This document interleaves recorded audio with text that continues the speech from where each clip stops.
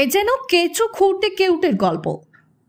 গরু চোরকে খুঁজতে গিয়ে গ্রামবাসীদের হাতে ধরা পড়ল লোহার রড চোর। উদ্ধার হলো কয়েক কুইন্টাল লোহার রড। ঘটনাকে কেন্দ্র করে ব্যাপক চাঞ্চল্য ছড়ালো ফুলবাড়ির 2 নম্বর গ্রাম পঞ্চায়েতে চ্যাংড়াবান্ধা এলাকায়। জানা যায় ওই গ্রামের বাসিন্দা মনেশ্বর রায়ের বাড়িতে গতকাল গভীর রাতে গরু চুরির ঘটনা ঘটে।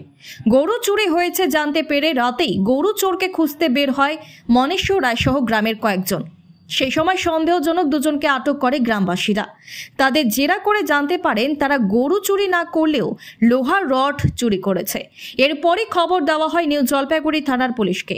পুলিশ পৌঁছে তাদের জিজ্ঞাসাবাদ করে ফুলবাড়ি সংলগ্ন কাঞ্চনবাড়ি এলাকার একটি ফাঁকা মাঠ থেকে কয়েক কুইন্টাল লোহার রড উদ্ধার করে।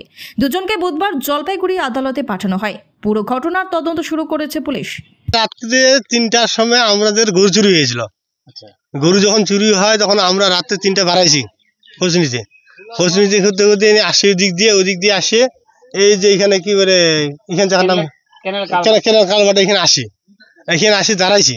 এখন দাঁড়ার পরে এই দিক থেকে একটা বাইক বাইর হয়েছিল।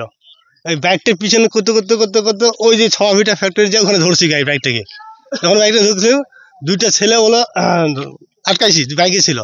বাইকে থাকাতে ওখানে ওদেরকে ধরলাম তো আমাদের গরুগুলো তোরা চুরি করছিস। তখন কিন্তু আমরা গরু চুরি করি না বলছে লোহা চুরি করছি তখন কথা লাগে না গরু চুরি করছি এইভাবে বলছি আমরা। তখন পরে রাস্তা শিকার বলছে ঠিক আছে তোমাদের যদি গরু চুরি করে তোমাদের গরুর পয়সাটা আমরা দিয়ে দেবো, এটাও শিকার হয়েছিল। লোহা চুরি করেছে। তারপর ওখানে সিকিউরিটি গার্ড ছিল, গার্ডগুলো জিজ্ঞাসা করছে। ওরাও বললো তোরা কি চুরি করিস। ওদের বলে তেল চুরি হয়েছিল 200 লিটার না 400 লিটার ওদের গার্ডগুলো, ওরাও বললো।